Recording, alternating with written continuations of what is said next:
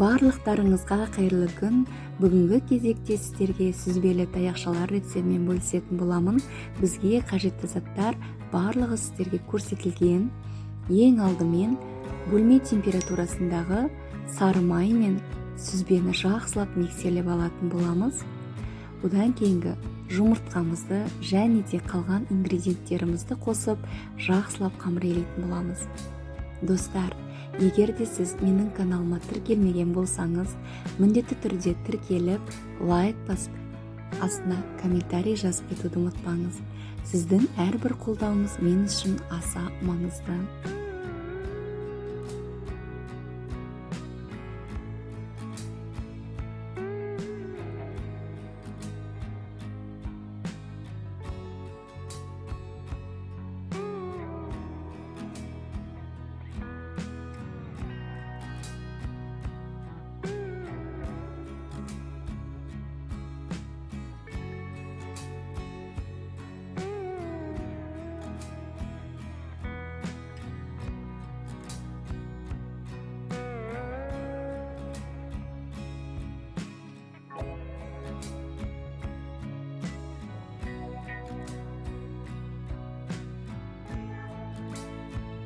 Мінекей біздің қамырымыз да дайын.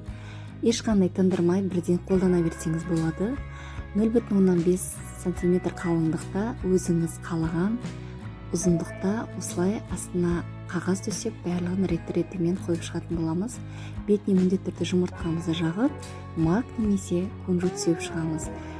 180 градуста 20 минутта, яғни қызарғанша пісіріп алатын боламыз.